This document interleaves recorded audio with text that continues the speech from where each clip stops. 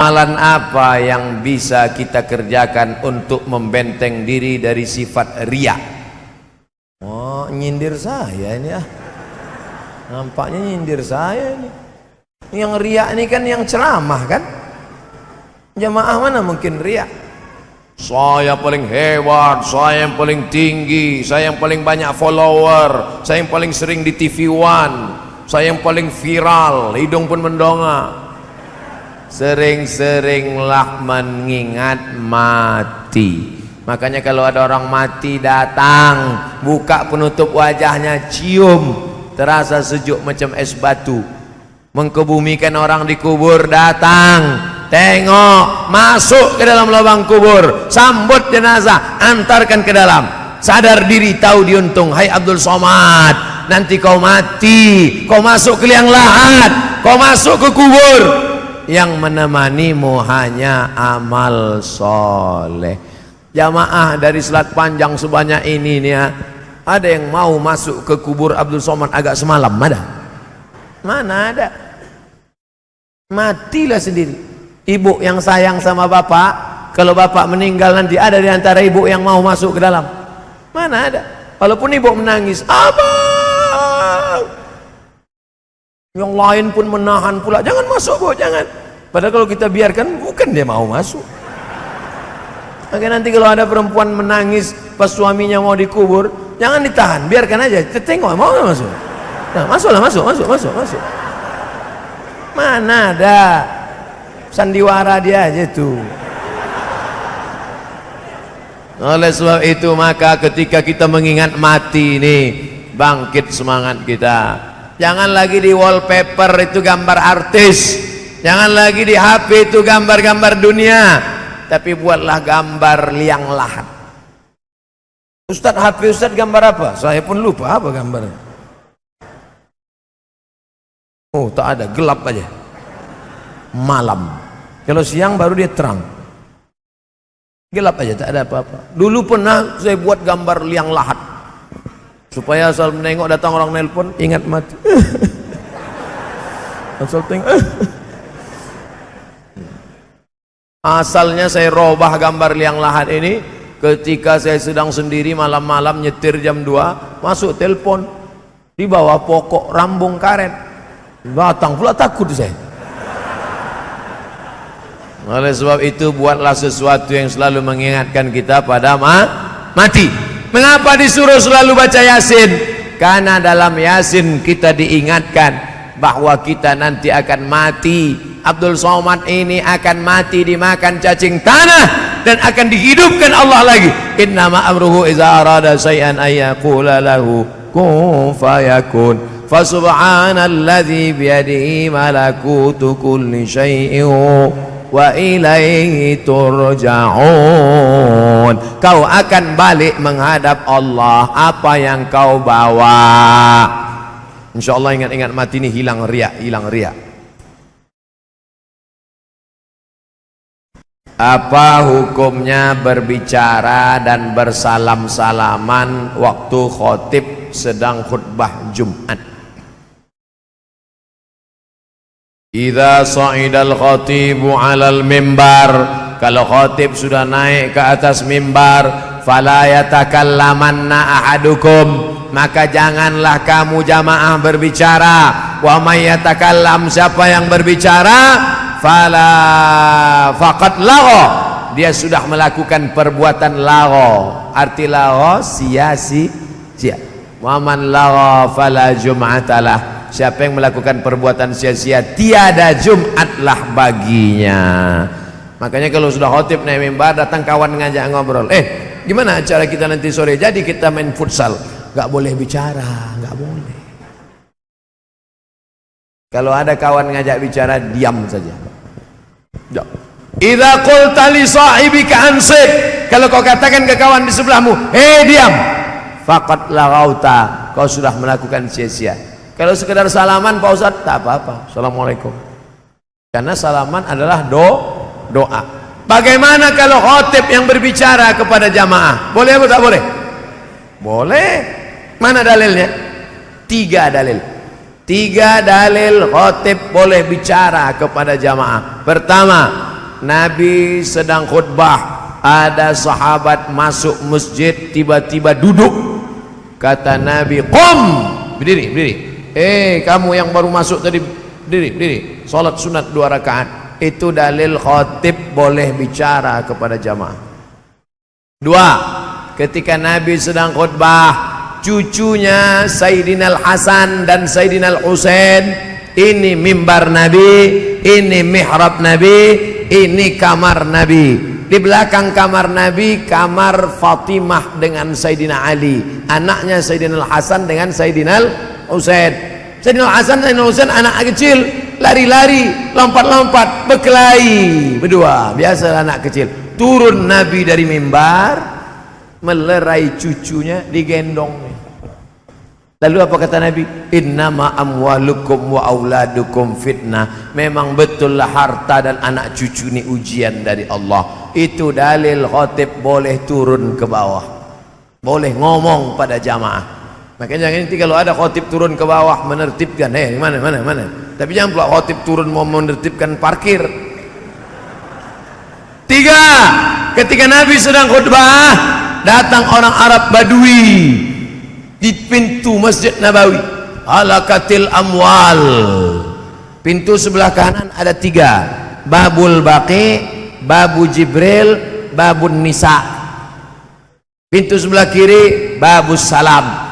Nabi sedang khutbah, datang Arab Badui. Apa kata Arab Badui? Halakatil amwal, kampung kami kering, hancur, tolong doakan supaya turun hujan.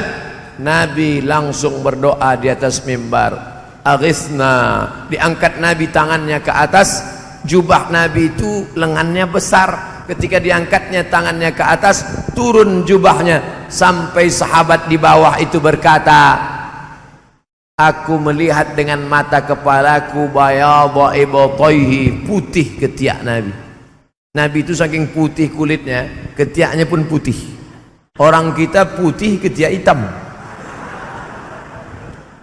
Nabi angkat tangannya, turun lengan bajunya. Nabi itu berdoa begini, aghisna, di atas mimbar, minta istisqa, hujan di atas mimbar. Aghisna, aghisna, aghisna, kata Nabi. Selesai salat Jumat, sahabat turun, dipijakkan kaki sahabat ke pasir, basah pasir kota Madinah. Antara khutbah ke salat berapa jaraknya? Tak berjarak doa Nabi, langsung hujan turun. Itulah maka saya sampai sekarang takut salat istisqa. Takut setelah salat jamaah datang, Ustaz kenapa tak hujan-hujan? Seandainya saya sholat istisqa, lalu datang jamaah komplain, Ustaz kenapa tak hujan-hujan? Kata Ustaz, Nabi itu begitu angkat tangan langsung turun hujan. Ustaz tadi berdoa kenapa tak turun hujan? Kita udah kehilangan jawaban, tentu otak kita main kan. Kira-kira apa jawabannya? Karena yang ikut membakar tuh ikut juga berdoa. Saudaraku yang dimuliakan Allah Subhanahu wa taala, itu tentang khutbah Jumat. Man la'ibal hasa faqad lagha. Siapa yang main-main batu ketika khatib sedang khutbah, dia main-main batu, sia-sia Jumatnya, tak ada pahala Jumatnya. Waktu itu lantai Masjid Nabawi tak ada karpet. Lantai Masjid Nabawi pasir, miskin, susah. Di pasir itu ada batu. Datang sahabat, ada satu sahabat Nabi, dimain-mainkannya batu. Kata Nabi, man la'ibal hasa faqad lagha. Siapa yang main-main batu, maka tiada Jumat baginya. Sekarang jamaah bukan main batu, main HP. Lama khatib tu khutbah, di fotonya khatib. Lama betul khatib ni. Siapa yang main-main HP ketika khatib sedang khutbah, faqad lagha. Oh, ustaz nyindir kami yang main HP sedang ceramah. Enggak, kalian kan merekam, bagus. Streaming, tak apa-apa, like and share. Ini tentang pertanyaan pertama, tentang pentingnya mendengar khutbah Jumat. Alhamdulillah Ustaz Somad, saya kalau sholat Jumat tidak main-main batu, tidak main-main HP, tidak ngomong sama kawan. Terus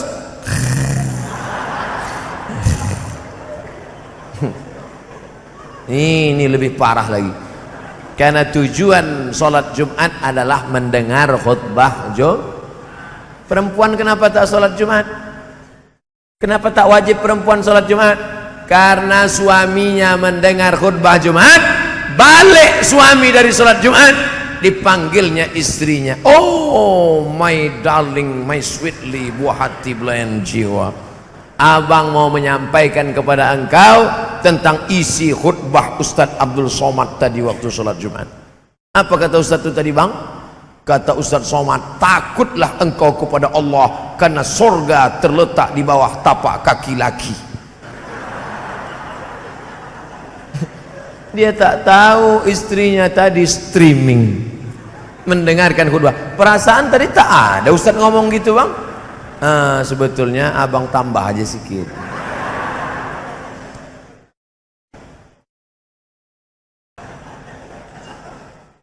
Apa yang bisa kita lakukan kalau sudah terlanjur kredit pada bank konvensional? Nasi sudah menjadi tai ayam. Orang makan riba, bapak cerita bubur juga lagi. Lunasi aja lah. Kalau ada yang bisa dijual, jual ini, bom ini, bam, lunas. Karena menghilangkan barokah.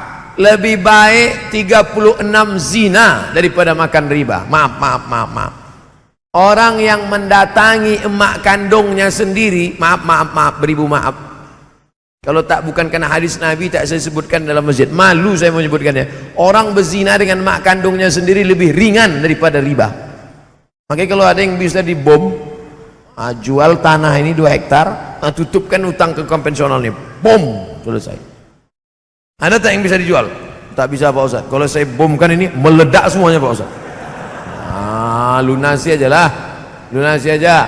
Banyak-banyak istighfar. Astaghfirullah Rabbal baraya, astaghfirullah minal khataya. Saya seorang pelajar Ustadz. Saya menyukai seseorang. Alhamdulillah. Daripada suka tiang listrik. Bagaimana tips agar saya bisa fokus belajar Ustaz? Makanya sekolah di pesantren. Di pesantren tak ada perempuan. Kalaupun ada perempuan dipisah di pesantren. Saya dulu sekolah di pesantren, santrinya 1.800 laki-laki semua. Nengok perempuan cuman hari Ahad aja, hari Minggu, hari Ahad. Itu pun nenek-nenek yang jenguk cucu. Tapi karena jarang nengok perempuan, nenek-nenek itu pun cantik nampak. Makanya selamatkan anak-anak kita. Saya tak bisa menjamin anak SMP, anak SMA tak pacaran. Sekarang anak SD pacaran sama anak TK. Tengok itu video-video yang dikirim orang di grup-grup WhatsApp, di grup kejadian-kejadian, kekacauan-kekacauan. Anak SD membawakan kue ulang tahun ke pacarnya, ganti-ganti cincin. Ada bapak dapat? SD dikarbit anak-anak kita sebelum dewasa. Tidak ada solusi jalan menyelamatkan anak-anak kecuali pondok pesantren. Daftarkan. Tak ada halangan bagi orang salat panjang untuk memasukkan anak ke sekolah-sekolah pesantren. Ini tak lama lagi masuk tahun ajaran 2020. Dari sekarang booking tempat masukkan. Tapi Pak Ustadz, kami sudah daftarkan anak kami belum bisa diterima juga. Kenapa belum bisa diterima? Karena lokalnya kurang. Bawakanlah semen ke situ. Datang ke Ustadz Fauzi. Assalamualaikum Ustadz Fauzi. Apa lagi yang kurang? Berapa sak semen? Berapa batu bata? Berapa batu kerikil? Berapa kosen? Berapa pintu? Bapak mau bantu? Enggak, nanya aja. Tolonglah. Yang punya rumah besar tinggal, yang punya tanah luas tinggal, yang punya speed banyak tinggal, yang kekal abadi mana? Tuh, satu kelas dari saya, satu kelas dari saya, satu peta dari saya. Itulah yang akan kekal abadi setelah kita mati, shadaqatun jariyah. Shadaqatun jariyah. Besok kita akan bersama tabligh akbar di sana, membangkitkan semangat kita insyaallah. Amin. Jadi Pak Ustadz, tentang anak yang pacaran tadi, kalau sanggup nikah. Mana mungkin saya nikah baru kelas 3 SMP? Banyak-banyak puasa sunat, banyak-banyak olahraga. Berenang itu agak sejam, itu hilang nafsu. Apalagi kalau agak-agak ke tengah sikit, kau hilang sekalian. Makan ikan paus. 2. Macam mana cara membayar solat lama yang sudah kita tinggalkan? Namanya solat qadha. Tadi habis solat isya, langsung habis zikir doa tegak solat qadha. Usolli fardal isya 4 raka'atin qadhaan. Kalau cash adaan, membayar utang qadhaan. Usolli fardhu subhi, besok subuh usolli fardhu subhi raka'ataini ada, usolli fardhu subhi raka'ataini makmuman qadhaan. Habis salat zuhur 4 rakaat, usolli fardhu zuhri 4 raka'atin qadhaan. Tapi besok habis salat subuh qadhanya jangan di masjid, nanti ketahuan. Salat apa dia? Ba'diyah subuh. Mana ada? Kau qadha ya? Iya, banyak utang. Berapa lama membayar qadha utang ini? Seberapa lama ditinggalkan. Habis satu salat fardu qadha, habis satu salat fardu qadha, habis satu salat fardu qadha. Berapa lama kamu meninggalkan salat? 30 tahun Pak Ustaz. Gantilah 30 tahun. Salat 2019, lunas 2049. Kalau mati sebelum itu, alhamdulillah, utang sudah dihitung lunas, pemutihan. Innamal a'malu binniyat. Jangan gara-gara saya jelaskan qadha malam ini, lalu besok semuanya mengajukan cuti ke Pak Wabub. Semua PNS meranti mengajukan cuti setahun mau mengqadha. Bukan gitu caranya. Mengqadha salat itu tetap normal macam biasa. Habis besok satu, qadha satu. Habis satu, qadha satu. Habis zuhur, qadha zuhur. Habis asar, qadha asar. Habis maghrib, qadha maghrib. Sampai nanti akhir. Kalau segan di masjid, balik ke rumah. Mudah-mudahan bernilai amal lah pengajian kita malam ini insyaallah. Amin ya rabbal alamin. Pengajian 60 menit, tanya jawab 30 menit, 1,5 jam kita bersama. Kita berharap yang sudah kita bahas tadi kita amalkan, karena tak ada guna ilmu kalau tidak diamalkan. Di akhir majelis mari kita sama-sama berdoa memohon barokah kepada Allah. Saya mau tanya Ustaz, kalau kita dapat asuransi kematian, macam aksiden itu kan dapat asuransi, boleh tak kita hajikan bapak kita yang aksiden itu? Dia dapat asuransi, duit asuransinya sendiri kita bayarkan untuk hajinya, boleh apa tidak Pak Ustaz? Hukum asuransi ada 2, kata Syekh Ali Jum'ah Mufti Mesir. Pertama kata dia asuransi ini hukumnya haram, karena macam judi. Ada orang yang sudah bayar tiap tahun tak mati-mati, tak dapat. Ada baru bayar hari ini, besok batuk mati, langsung dapat. Macam judi, maka duitnya haram. Kata pendapat pertama. Kata pendapat yang kedua halal, karena dalam asuransi itu ada tolong menolong. Wa ta'awanu 'alal birri wat taqwa wa la ta'awanu 'alal itsmi wal 'udwan. Oke, saya husnuzan. Mungkin saudaraku yang bertanya ini dia pakai pendapat fatwa yang kedua bahwa asuransi itu halal, boleh, maka diambilnya duit asuransi almarhum tadi. Maka itu pemiliknya siapa? Pemilik duit asuransi peninggalan almarhum bukan milik almarhum, karena orang meninggal dunia tak punya harta, berpindah tangan kepada ahli waris. Jadi kalau tinggal 100 juta bagi. Emak masih ada emak berapa dapat? 1/8. Jadi emak 100 juta, emak dapat 12,5 juta.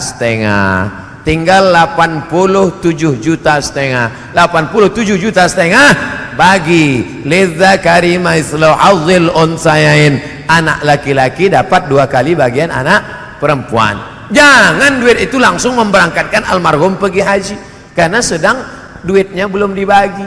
Setelah dibagi baru tanya, abang-abang, adik-adik, kita sudah dapat semua? Sudah. Bagaimana kalau kita hajikan orang tua kita ini? Setuju. Berapa ongkos berangkat haji sekarang? 50 juta.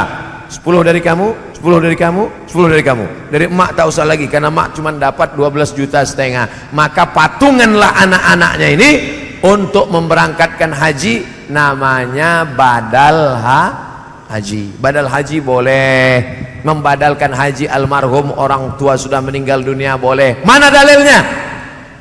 Labbaik Allahumma subrumah, kata sahabat Nabi, labbaik Allahumma subrumah, aku hajikan subrumah. Siapa subrumah itu? Saudaraku. Kata Nabi, kau sudah haji apa belum? Belum.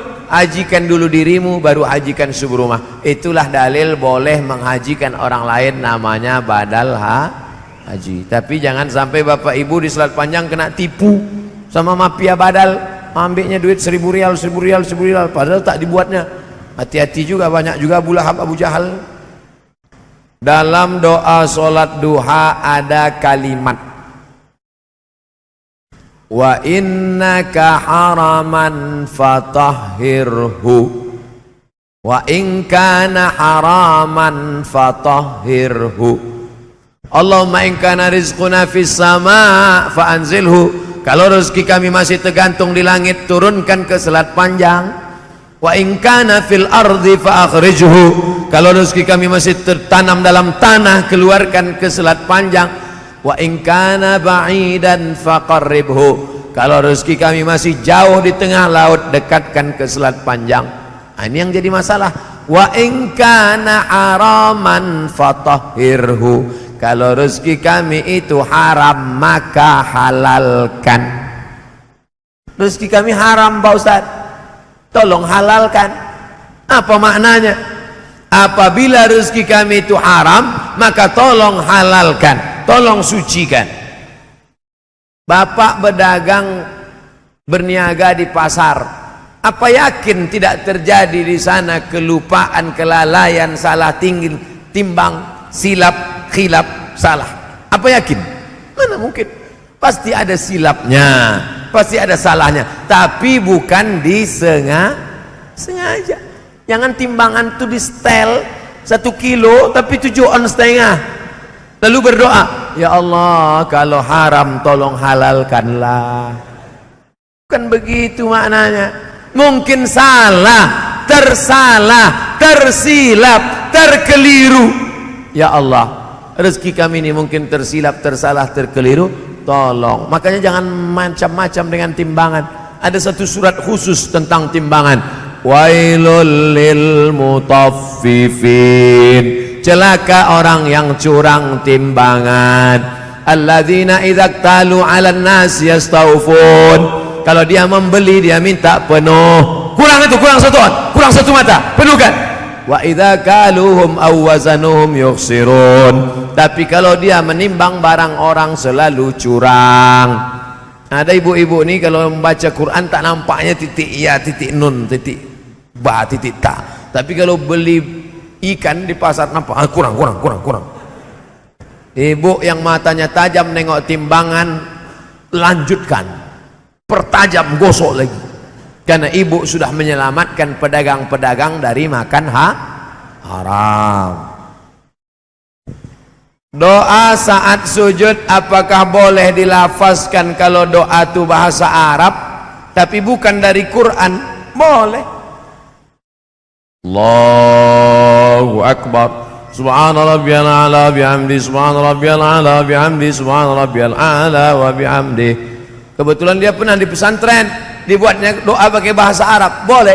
Allahumma rzuqni zaujatan saniyatan jamilatan. Ya Allah kasihlah aku bini kedua cantik. Itulah ibu. Makanya kalau suami berdoa jangan ibu aminkan aja. Amin, amin. Tanya dulu doa abang ini apa. Nanti amin-amin kejadian baru tahu. Tapi kalau doanya pakai bahasa kita tak boleh. Subhana rabbiyal a'la bihamdi, subhana rabbiyal a'la bihamdi, subhana rabbiyal a'la bihamdi. Ya Allah, iko banyak bananan kami mintakan anak patamu ulun balaki nan kadua ulun babini nan ka ampe bacarai pulau. Tak boleh, batal solatnya. Subhana rabbiyal a'la bihamdi, subhana rabbiyal a'la. Ya Allah, iki wis perang-perang dino bojone urung teko piye iki. Batal solat. Asal keluar dari mulut itu selain dari bahasa Arab maka batal. Makanya orang yang latah jangan kita kejutkan. Alhamdulillahirabbil alamin. Dar, copot. Batal salat. Karena copot bukan bahasa Arab. Ar-Rahmanir Rahim. Tusno, kantui gitu. Batal salat. Rusak. Makanya orang yang latah, satu cara obat latah banyak-banyak berzikir. Subhanallah walhamdulillah wa la ilaha illallah wallahu akbar wa la haula wa la quwwata illa billahil aliyyil azim. Zikir salah satu terapi menghilangkan penyakit-penyakit. Ala bidzikrillah, ketahuilah dengan banyak-banyak berzikir menyebut Allah, tatmainnul qulub, hati menjadi tenang. Ini semua ditulis nih kan tuh zikir.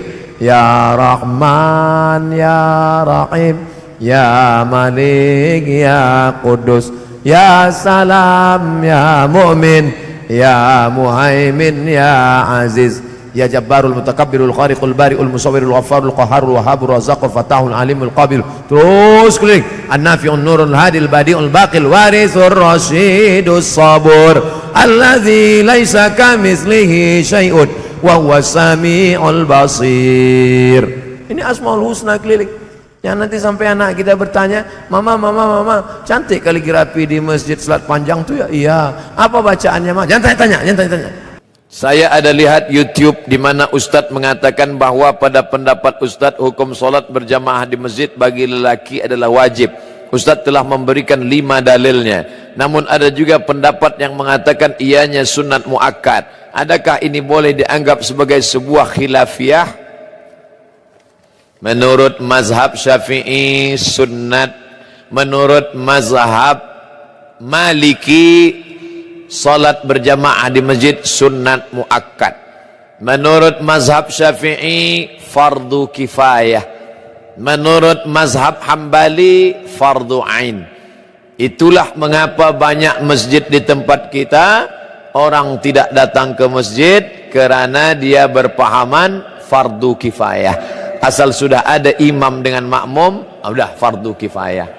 Macam memandikan jenazah fardu kifayah. Awak tak ikut mandi jenazah, dah cukup dah fardu kifayah. Allahu Akbar, Allahu Akbar. Awak tak ke masjid, fardu kifayah. Salahkah Imam Syafi'i? Tidak. Kerana masa itu masjid kecil orang banyak, maka cukuplah yang ada di dalam masjid itu saja. Sekarang terbalik, masjid besar orang tak ada. Andai Imam Syafi'i hidup sekarang, tentu ijtihad dia berubah. Kerana Imam Syafi'i ada qaul qadim, ada qaul jadid. Semasa dia di Kufah, Irak, qaul qadim.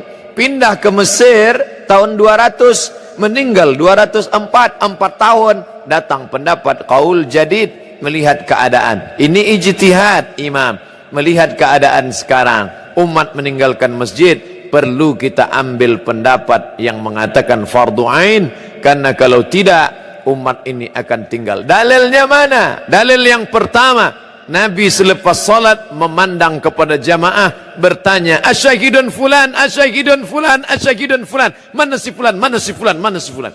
Andai fardu kifayah, tentu Nabi tak bertanya, cukuplah kita sahaja, yang lain tak sembahyang pun tak apa ke masjid, fardu kifayah.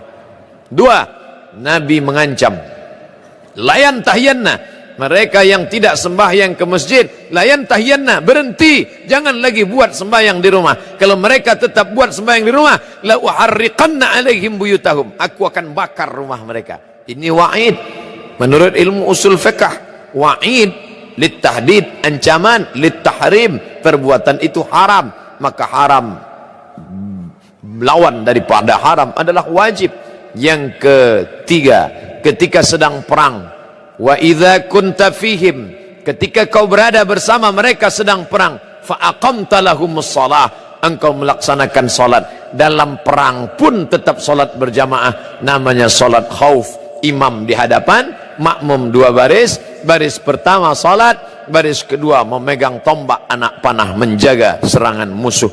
Selepas salat baris pertama mundur ke belakang, baris kedua maju ke hadapan. Sedangkan perang pun tetap salat berjamaah, apalagi tidak perang. Dalil yang keempat, Nabi SAW didatangi oleh Abdullah bin Ummi Maktum. Ya Rasulullah, izinkan aku salat di rumah kerana ana dharir, buta, laisa li qaidun yaquduni, tak ada orang yang dapat membimbing membawa aku ke masjid. Nabi bertanya, atasma'un nida, apakah telingamu mendengar suara azan? Itu menunjukkan orang yang buta tak dapat melihat jalan. Bila dia mendengar, dia tahu di mana letak masjid kerana telinganya tajam. Oh, di sana letak masjid. Apakah kau dengar suara azan? Ya, datanglah ke tempat itu kalau kau mampu.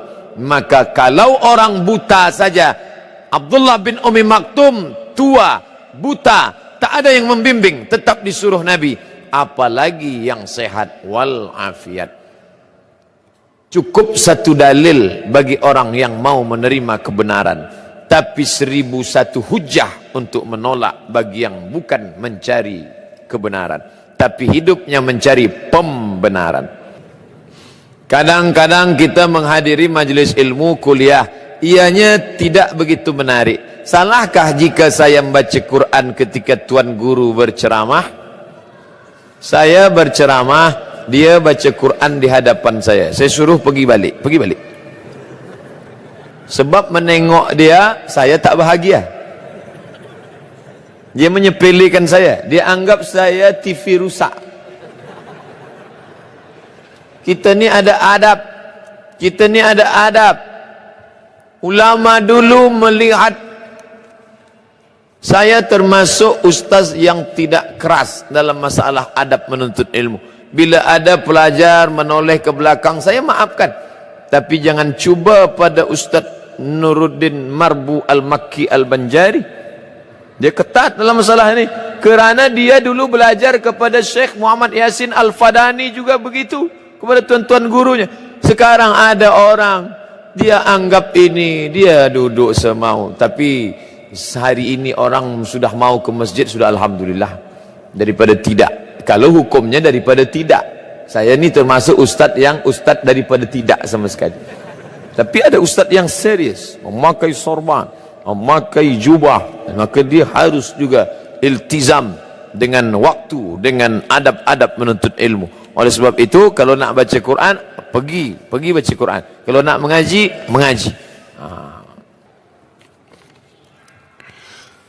Isu kanak-kanak bising di masjid, berlari semasa kuliah dan juga berlari di celah saf.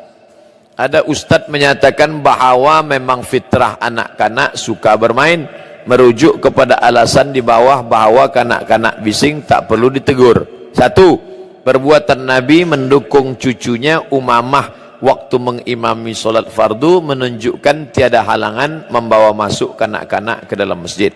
Dua, sebuah hadis lain pula Rasulullah memanjangkan sujudnya kerana cucunya Hasan Husain memanjat di belakang baginda dan bermain-main di atas belakang. Tiga, dipetik pula pesan Sultan Muhammad Al-Fatih, jika suatu masa kelak kamu tak lagi mendengar bunyi bising gelak tawa kanak, maka takutlah kalian akan kejatuhan generasi muda. Soalan, betulkah kanak-kanak bising dalam masjid tak perlu ditegur? Walaupun kebisingan itu menimbulkan rasa tak senang di kalangan jamaah, tak dapat fokus pada kuliah ataupun solat. Satu, apa peranan pengurus dan pimpinan masjid? Dua, apa peranan ibu bapa sendiri membiarkan kanak-kanak? Tiga, apa peranan jamaah yang lain? Pertama, sobi. Kedua, mumayyiz. Ketiga, amrad. Sobi, anak kecil yang tak boleh ditegah. Dia belum dapat membezakan mana sayang, mana marah. Bila kita tegah dia, dia pula berbalik. Budak sobi macam ini 1, 2, 3, 4 tahun tak boleh dibawa ke masjid. Begitu fatwa ulama Saudi Arabia. Seorang sembahyang, pakcik tua berkacamata, dia letak di bawah. Budak-budak lari-lari. Dia cemas menengok tu. Ini 1, 2, 3, 4 tak boleh bawa.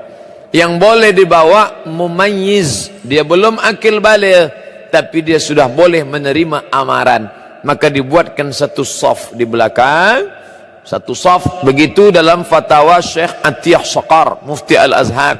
Anak-anak yang belum akil baligh dibuat satu saf di belakang. Apakah anak kanak-kanak ini memutus saf? Kanak-kanak tidak memutus saf dengan 2 syarat. Yang pertama, dia sudah berkhitan, kerana bila belum berkhitan ada najis di ujung. Yang kedua, kanak-kanak banyak wuduknya tak sempurna, dia ambil air, dia gosok-gosok saja biji mata dia. Nah, kalau wuduknya tak sempurna, dia boleh memutus saf. Oleh sebab itu, bila ada ihtimal, maybe dah sunat ke? Belum. Dah berkhitan ke? Belum. Betul ke? Maka daripada dia mengganggu, dibuatlah satu saf di belakang. Ada satu orang dewasa, saya masuk ke Masjid Raya Riau, ada seorang dewasa membawa kayu, rotan. Saya tanya, ini nak pukul anak kanak kah? Tidak, lantai sahaja. Dia nak tengok. Nanti selepas itu barulah dia salat. Sama seperti security penjaga Raja Tuan Imam di Masjidil Haram. Lepas 10 orang tidak salat, lepas itu barulah mereka salat. Untuk yang kedua, demi untuk menjaga. Maka ini kata pepatah Melayu, menarik rambut dalam tepung, tepung tak rusak, rambut ditarik. Jangan kata anak-anak jangan bawa masjid. Bila anak-anak tak ke masjid, bila kita mendidik anak datang ke masjid? Tapi semua anak kita bawa ke masjid, orang yang naik darah pula mengamuk. Hilang kaji bahagia malam ni. Oleh sebab itu jalan tengahnya adalah, maka kita bawa anak yang mumayyiz, letakkan dalam satu saf di belakang, ada satu orang menjaga, maka insya-Allah selamatlah anak kita dan ibadah orang tuanya pula selamat. Apakah ganjaran memberi orang makan?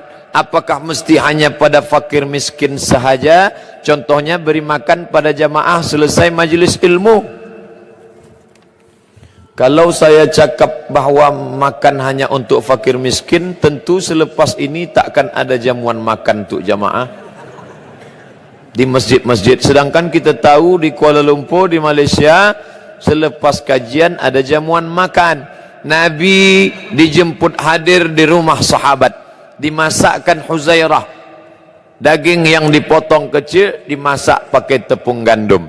Selepas makan bersama sahabat, Nabi bertanya, mana sudut rumahmu yang aku akan solat di sana mendoakan engkau?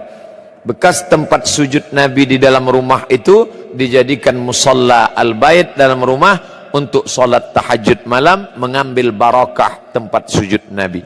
Itu dalil bahwa memberikan makanan kepada orang kenyang pun juga bernilai sedekah. Karena Nabi bukan fakir miskin. Sayyidina Abu Bakar Siddiq ikut diberikan makanan-makanan. Adapun sahabat memberikan makanan kepada ahlus suffah yang dipimpin oleh Sayyidina Abu Hurairah radhiyallahu an bersama para sahabat radhiyallahu anhum ajma'in, maka bersedekah tak hanya tengok orang miskin dan susah, tapi juga kepada sahabat-sahabat kita bagi makanan, kita bagi pakaian. At'imut ta'am, bagi makanan.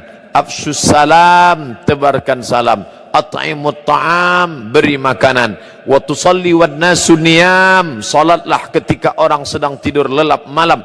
Tadkhulul jannata bisalam, maka kau akan masuk surga dalam keadaan selamat, senang, sentosa. Mana yang lebih utama? Kita memerangi Syiah atau memerangi Zionis Yahudi laknatullah pada masa sekarang ini? Kita tidak boleh bersama dengan Syiah dalam 5 masalah, kata Syekh Ali Jum'ah. Yang pertama, mereka mewajibkan beriman kepada imam 12. Sesiapa sahaja yang tidak percaya kepada imam 12, maka kafirlah dia. Dia kafirkan kita kerana kita ahlu sunnah tak percaya pada imam 12. Dua, mereka berkata selepas Nabi meninggal dunia maka yang layak menggantikannya adalah Ali. Maka sesiapa saja yang merampas kuasa Ali maka kafirlah dia. Atas sebab inilah mereka mengkafirkan Abu Bakar, Umar, Utsman dan sahabat.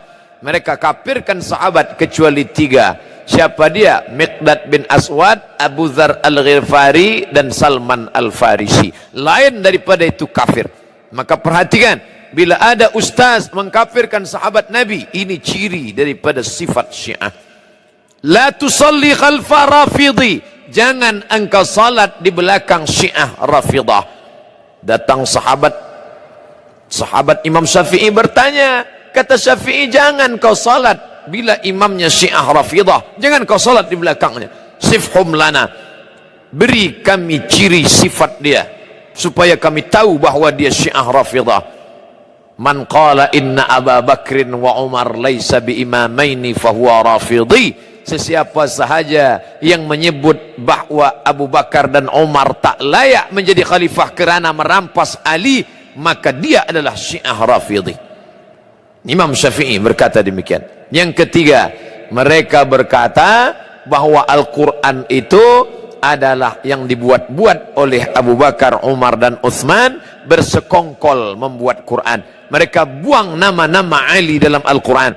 Sesungguhnya kami punya mushaf namanya Mushaf Fatimah yang sedang dipegang Imam Al-Qaim, tebalnya 3 kali lipat daripada yang ada di tangan kamu, dan nanti Imam Al-Qaim datang. Bila mereka tidak percaya kepada Quran yang sekarang, mengapa mereka tetap memegang Quran yang ada sekarang? Itu pun mereka bahaskan. Sementara Quran yang asli datang, maka bacalah yang palsu ini dulu. 4, mereka mengatakan Allah tak tahu apa yang terjadi di masa akan datang. Itulah namanya akidah bada. Bada yabdu, bada yabdu, tidak tahu.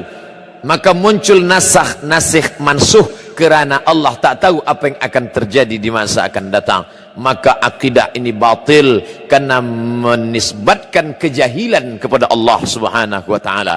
Yang kelima, mereka bertaqiyah. Taqiyah, bila banyak ahlu sunnah kita tanya, awak ahlu sunnah ke Syiah? Dia akan berkata, aku ahlu sunnah. Bila banyak orang bermazhab Syafi'i, dia akan berkata, aku mazhab Syafi'i. Tapi sebenarnya batin di dalamnya adalah Syiah. Maka ini taqiyah. Maka mereka mengkafirkan kita. Mana yang lebih berbahaya, Yahudi kah atau Syiah? Pahami sendiri. Yahudi jelas dia Yahudi, tapi ini dalam zahirnya memusuhi, mengkafirkan, dan batinnya mengkafirkan, tapi zahirnya menampakkan diri sebagai muslim.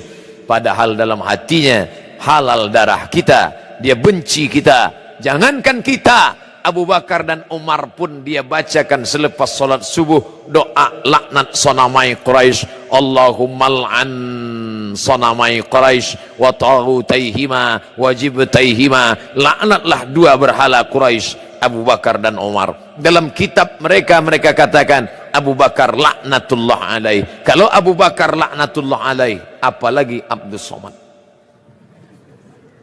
Saya adalah ketua sebuah organisasi yang di dalamnya ada keberagaman agama. Ada non-muslim, ada Kristen, ada Hindu, ada Buddha.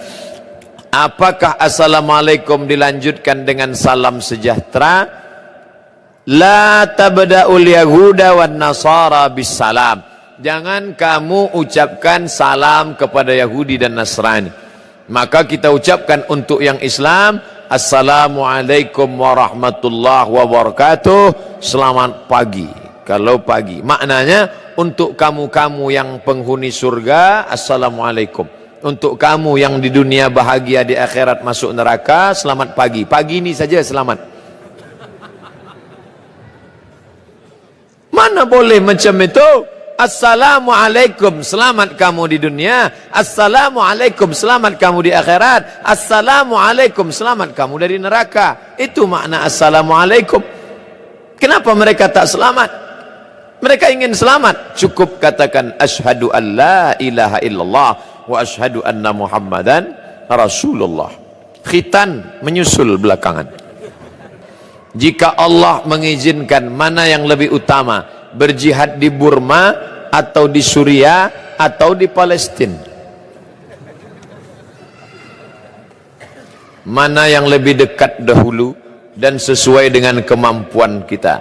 Yang paling dekat adalah pergi ke Bangladesh, dari Bangladesh masuk ke Arakan untuk menyelamatkan Rohingya.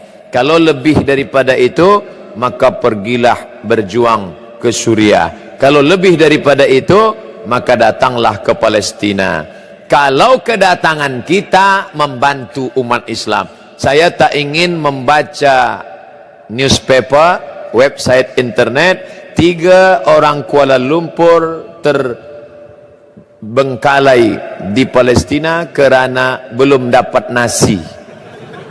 Apakah kedatangan kita itu meringankan mereka atau memberatkan mereka? Bila kita tak mampu, kita tak perlu datang, kita kirimkan saja wang kita untuk belikan selimut mereka, untuk bantu perjuangan mereka. Man jahaza ghazian faqad ghaza. Siapa yang mempersiapkan alat perang, membelikan biaya perang, faqad ghaza, maka dia sama seperti orang yang sudah berjihad fi sabilillah. Bagaimana hukum haji Pak Ustaz? Hukum haji menurut Quran Pak Ustaz, harus ada Quran dan hadisnya. Walillahi 'alan nasi hajjul baiti man istata'a ilaihi sabila.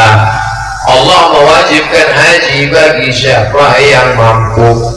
Ibu bapak yang tak mampu haji tak perlu. Al-hajjul mabrur, haji yang mabrur, laisa lahu jazaa ilal jannah, balasannya surga. Kalau tak mampu gimana?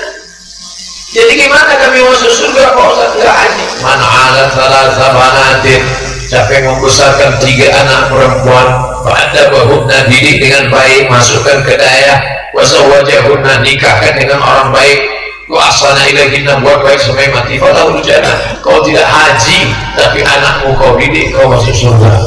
Kau haji tapi anakmu kau biarkan pakai celana jin, baju hantu, malah kau masuk neraka. Oleh sebab itu maka jangan berkecil hati kalau tidak bisa haji. Sebab antri menunggu 20 tahun Pak Ustaz. Apakah wajib atau tidak? Haji tetap wajib walau berapa tahun pun. Oleh sebab itu store ONH, ongkos naik haji. Makanya yang muda-muda bangkit semangat, tanam kelapa. Kenapa Ustaz tiba-tiba ingat kelapa? Saya nampak kelapa. Beli tanah mereka, tanam kelapa. Setiap tanam kelapa niatnya mau berangkat haji, mau berangkat haji, mau berangkat haji. Tanam sawit, mau berangkat haji. Begitu. Maka Allah akan sampaikan niat, innamal a'malu binniyat. Ada orang nanam cabai, cabainya sekali panen 200.000. Datanglah kawan kita menawarkan umrah. Ibu, ayo berangkat umrah bersama kami ya. Mana mungkin saya bisa berangkat umrah 24 juta. Cabai ini sekali panen 200.000. Bayar aja DP-nya dulu Bu, 500.000. Akhirnya dia bayar 500.000. Apa yang terjadi? Hebatnya niat dan doa. Tiba-tiba cabainya sekali panen 8 juta, panen kedua 8 juta, panen ketiga 8 juta, 24 juta. Berangkat dia umrah. True story kisah nyata dari Rokan Hilir, Provinsi Riau. Begitulah hebatnya niat dan doa. Doa silahul mu'min. Ada satu kabupaten Bapak Ibu termiskin, tersusah. Bupatinya cerita ke saya, Ustaz Somad, kabupaten termiskin di sini, jemaah haji terbanyak dari sini. menurut hukum ekonomi ini nggak masuk akal. Kenapa mereka bisa berangkat haji? Karena mereka setiap nanam kelapa mau berangkat haji, mau berangkat haji, mau berangkat haji. Yang daerah lain mau kawin lagi. Innamal a'malu binniyat. Sebetulnya usaha ini hanya ikhtiar, sedangkan rezeki itu Allah. Maka Allah kuasa. Innama amruhu idza arada syai'an ayyakula lahu kun fayakun. Anak-anak muda bangkit, bisnis, usaha, dagang, tani, kolam ikan, lalu kemudian bayar ONH, store, niat sampai alhamdulillah. Andai sebelum sampai sudah mati duluan, niatnya sudah sampai. Wa innama likulli imri'in ma nawa. Haji plus ongkosnya 100 mayang emas. Wajib atau tidak Pak Ustaz? Kalau mampu wajib, kalau tak mampu kau besarkan 3 anak perempuan. Jangankan anak perempuan, bini pun belum dapat Pak Ustaz. Ada satu jurus lagi masuk surga. Man sholat subha fi jama'atin, siapa yang sholat subuh berjamaah, summa qa'ada yadhkurullah, habis sholat dia berzikir dengan Allah hatta tatlu asyam, sampai terbit matahari. Summa yusalli rak'ataini, setelah itu dia sholat sunat 2 rakaat, sholat isra, sholat duha, sholat subuh berjamaah, duduk berzikir dengan Allah sampai terbit matahari. Maka apa kata Nabi? Kanat lahu ka ajri hajjatin wa umrah, dia dapat pahala seperti haji dan umrah. Tamah, tamah, tamah, sempurna, sempurna, sempurna. Hadis riwayat Tirmidzi, status hadisnya hadisun hasan. Nah, sebab itu jangan berkecil hati yang tidak bisa berangkat haji, karena pintu haji tidak hanya satu pintu. Allah bukakan pintu-pintu yang lain. Mudah-mudahan kita ketiga-tiga pintu itu bisa dapat, insyaallah. Amin. Haji berangkat, anak perempuan 3, bisa sholat subuh dan sholat duha, 3-tiganya dapat. Sudahlah nggak berangkat haji, tidak nikah, tak punya anak, sholat subuh jam 8.30. Nauzubillah. Bagaimana hukum membeli arisan?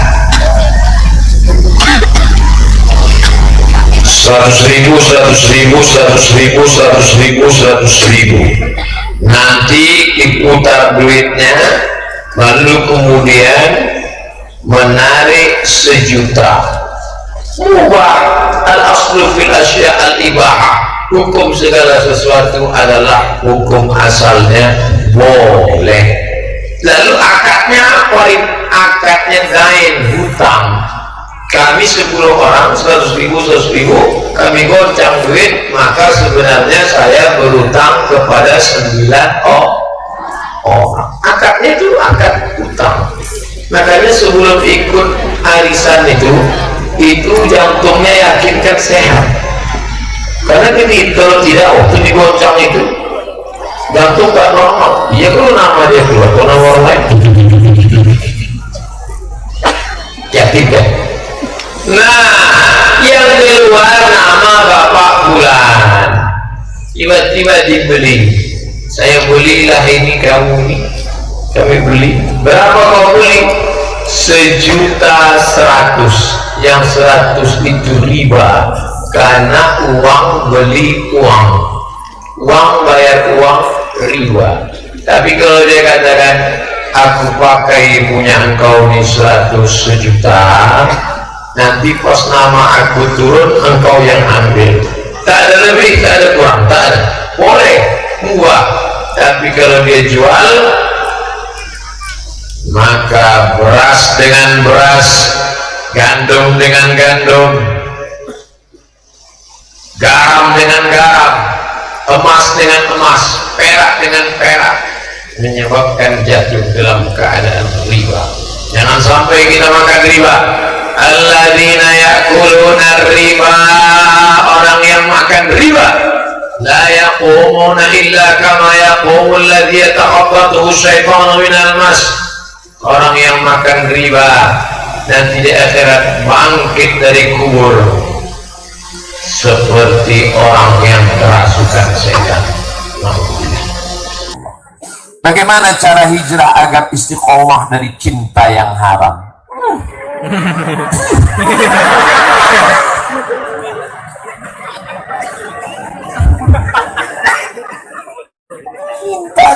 Cinta pret. Kalian sekolah aja yang betul. Sekolah.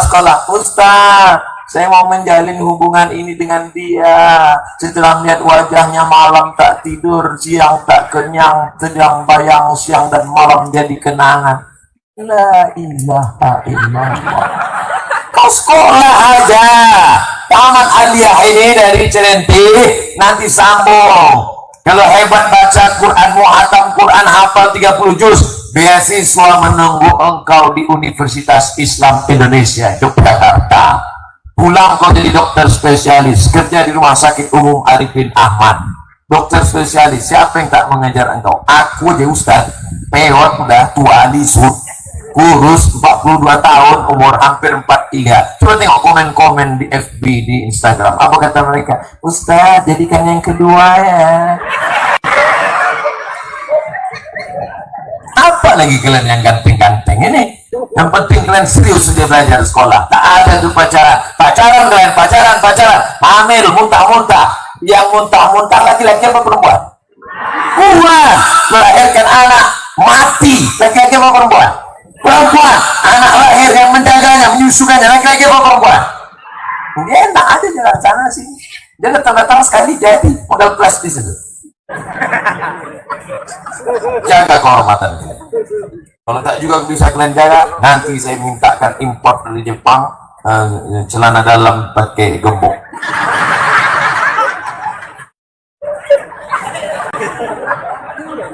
Apakah orang bercadar dikatakan sesat? Jilbab ajaran Islam, cadar ajaran Islam. Maka bolehkah mengejek orang berjilbab? Tidak. Maka siapa yang mengejek orang bercadar sama dengan mengejek orang berjilbab, sama dengan mengejek Nabi Muhammad Sallallahu Alaihi Wasallam. Yang tidak setuju bercadar jangan ejek. Hai perempuan yang bercadar, kalau ada yang mengejek kalian, kenapa kalian bercadar? Aku bercadar bukan menjaga pipiku, aku bercadar bukan menjaga keningku, aku bercadar bukan menjaga hidungku. Lalu kenapa kau bercadar? Aku bercadar menjaga mata lakimu yang gatal. Perempuan yang cantik lebih bagus dia bercadar. Bayangkan kalau ada perempuan cantik dari Kuansing ke Pekanbaru tak bercadar, habislah macet jalan Sudirman, supir-supir angkot bertabrakan. Meleleh Helios berangkat. Bayangkan kalau kalian yang cantik-cantik mahasiswi tidak bercadar, masuk di kelas duduk paling depan. Banyak dosen-dosen tuh menulis whiteboard sampai habis ke lantai. Jadi mahasiswi sekali ya. Pak, habis oh ya. Bagus kalian bercadar. Kenapa kalau ada perempuan bercadar kalian aja? Hai, ninja nih. Kenapa kalau perempuan bercadar kalian aja, tapi perempuan pakai rok pendek kalian diam?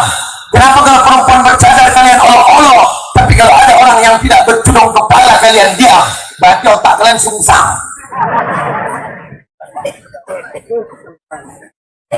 Ustaz marah? Enggak, lapar aja sedikit. Enggak, bercanda. Saya sudah makan tadi. Makan di hotel, di sini pula makan langsat duku. Masya Allah. Apa hukum sholat orang yang bertatu? Ini mancing-mancing aja. Jawabannya udah banyak, macam-macam video. Orang yang bertatu sholatnya sah karena air wudhu tidak menghalangi. Yang menghalangi air wudhu itu kutek.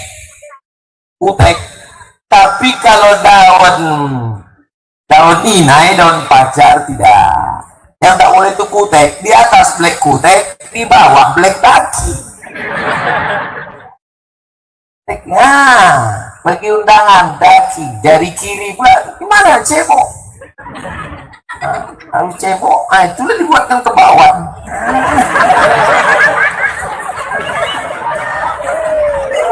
Enak ya, iya. Apa resepnya?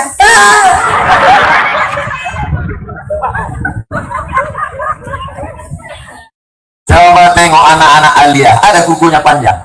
Mana ada anak Aliyah? Ustaz kok tahu? Saya dari Aliyah Nurul Falah Air Mole Indragiri Hudu. Kuku kami diperiksa dulu, kuku. Nah, mana kuku panjang? Kuku panjang dipukul pakai penggaris Mister. Kuku panjang. Potong. Asfaraka kuku. Inna syaitana yaqudu ma tala minha. Setan duduk di kuku yang panjang. Ini kadang kita sholat rukuk Allahu Akbar, panjang kuku kau.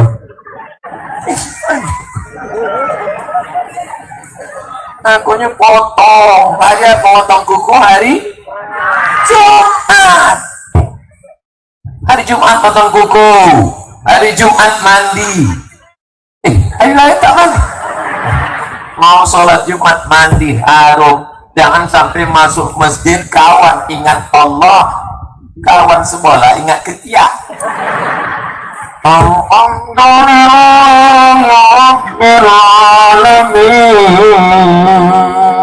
Ketiak. Nah, kok pakailah bulu ketiak dicabut, kuku dipotong. Jangan dibalik, kuku dipotong, bulu ketiak dipotong, kuku dicabut. Bulu ketiak kalau dipotong nanti tumbuhnya kasar, gila.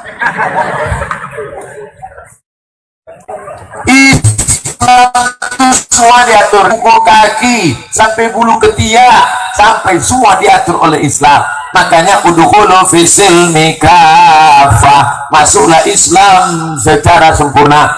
Hai preman-preman yang sudah tobat, yang bertatu-bertatu, jangan kalian hiraukan cakap orang. Apa ente bertatu kok masuk masjid? Aku bertatu masuk masjid, kau tak bertatu tak pernah ke masjid. Dulu dia preman bertatu, sekarang hafal Quran dari imam. Bismillahirrahmanirrahim.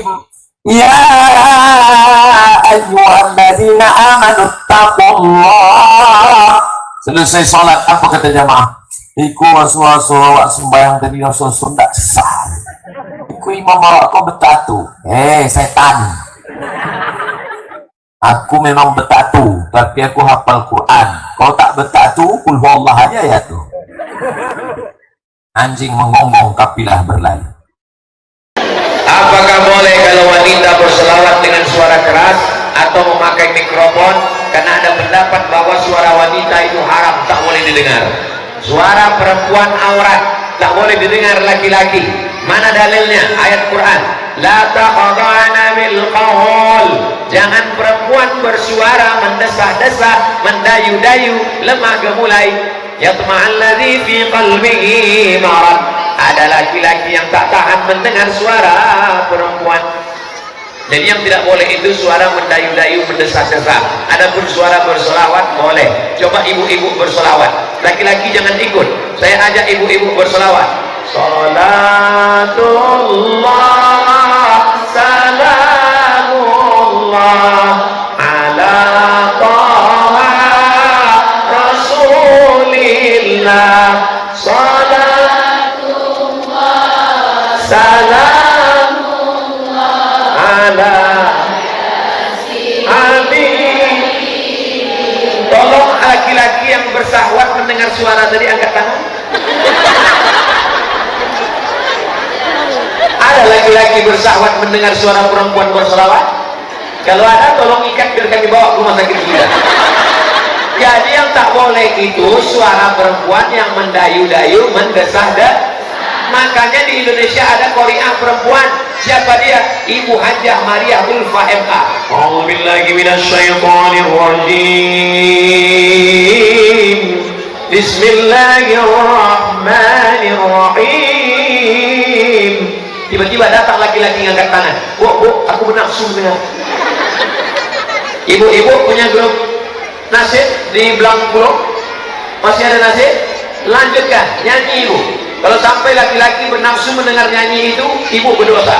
Nyanyikan lagu yang tidak membuat nafsu. Bila Israel datang memanggil, jasad terbujur di pembaringan. Ada nafsu laki-laki mendengar lagu?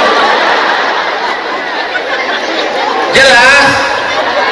Jadi yang aurat itu kalau bersuara mendesah-desah, mendayu-dayu, lemah gemulai, membangkitkan hawa nafsu. Makanya jangan kalian anak gadis bersuara mendesah-desah.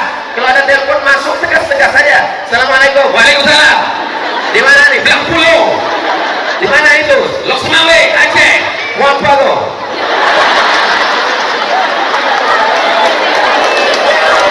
Jangan kalian bersuara mendesah-desah. Di mana nih? Belang Pulau. Macam pencong pula aku dengar. Ustaz, sekarang banyak terjadi bencana, tapi sebagian orang menganggap bencana akhir tahun itu biasa. Bagaimana pandangan Ustaz? Orang yang menganggap bencana akhir tahun biasa itu karena yang belum menimpa anaknya. Coba kalau mak dia mati, bisa dia berkata, di mana makmu mati? Ah, biasa aja. Orang yang menganggap bencana akhir tahun biasa itu karena yang mati orang lain, yang meninggal dunia orang lain. Coba kalau anaknya yang mati, coba kalau istrinya yang mati, coba kalau keluarganya yang mati. Saya mau tengok mana orang yang berkata ini biasa-biasa saja. Coba kalau anakmu yang mati, coba kalau istrimu yang mati. Istrimu mati, ah biasa aja. Kita cari yang lain. Enak aja berkata demikian. Ambil pelajaran, introspeksi diri. Ini azab Allah, ini teguran Allah. Mari kita takut kepada Allah. Innallaha la yazlimu mithqala dzarrah. Allah tidak mungkin menganiaya hambanya walaupun sebesar biji sawi. Wattaqu fitnatan la tusibanna alladziina dzalamu minkum khassah. Takutlah kamu kepada azab Allah. Azab kalau datang tidak menimpa hanya segelintir orang saja, maka semuanya kena. Nauzubillah. Mudah-mudahan saudara-saudara kita yang terkena mendapatkan mati syahid karena mereka mati menyebut nama Allah. La ilaha illallah. Tolak negeri ini dari sabu-sabu narkoba. Tolak azab Allah daripada perbuatan keji dan mungkar. La ta'murunna bil ma'ruf, ajak orang buat baik. Wa tanhauna 'anil munkar, larang orang buat mungkar. Jangan pakai narkoba, jangan pakai sabu-sabu, jangan pakai lem kambing. Ini matinya jelek kali. Kenapa dia mati? Karena narkoba. Keren kan? Kenapa dia mati? Lem kambing. Nauzubillah, berhenti buat dosa. Kalau itu tidak kamu lakukan, layan Allah subhanahu wa ta'ala alaikum iqaban, la yab'atsanallahu alaikum iqaban. Allah menurunkan hukuman, pada yustajabu lakum, doa kamu tak dikabulkan. Pagi petang berdoa, ya Allah angkatlah musibah ini ya Allah. Musibah tidak diangkat, kenapa? Karena tidak melakukan amar ma'ruf nahi mungkar. Berterima kasih kita kepada panitia di Belang Pulau. Acara petang ini adalah acara amar ma'ruf nahi mungkar. Mudah-mudahan dengan amar ma'ruf nahi mungkar dijauhkan Allah kita dari segala malapetaka. Di mana cara melupakan mantan?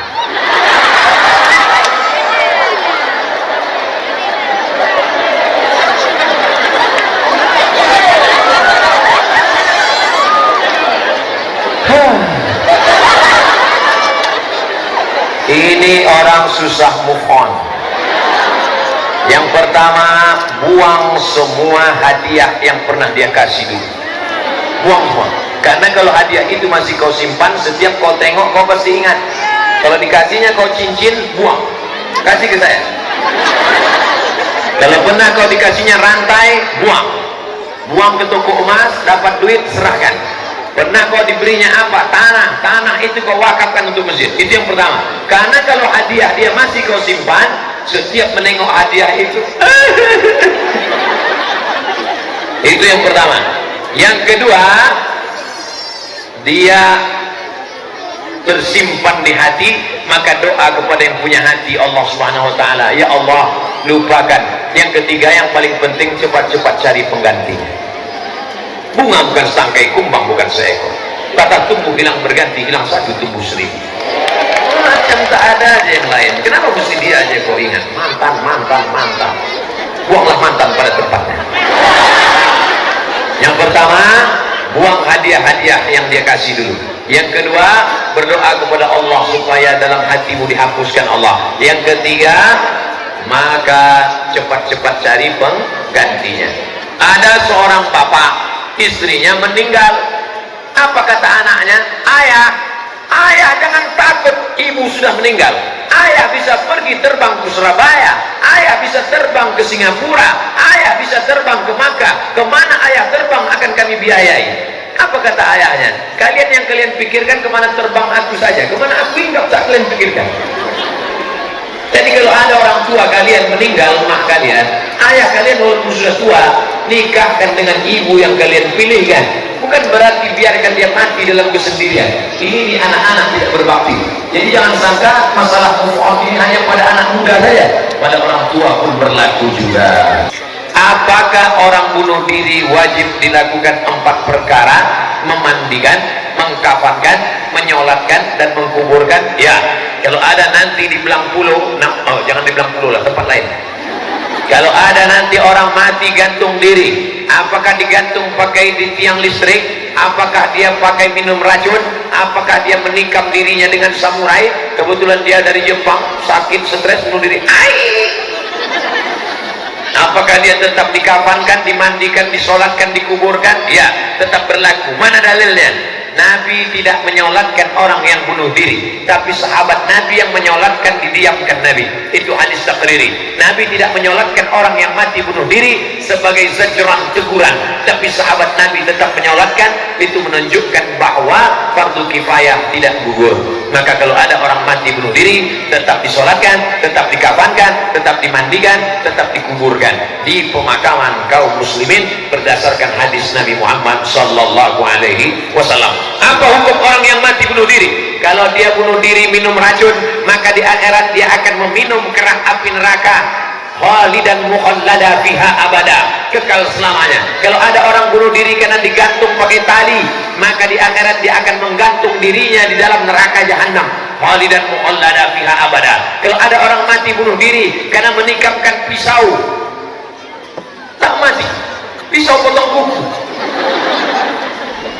Tapi kalau dia sampai samurai mati, maka dia akan menikamkan pisau dari api neraka, khalidan mukhallada fiha abada. Maka jangan bunuh diri. Orang yang bunuh diri itu menganggap selesai bunuh diri, masalah selesai. Dalam Islam masalah tak selesai dengan bunuh diri, karena setelah bunuh diri di akhirat masih menanti azab, khalidan mukhallada fiha abada. Jangan bunuh diri. La taqtulu anfusakum. Jangan bunuh dirimu. Innallaha kana bikum rahima. Karena Allah kasih dan sayang kepada engkau.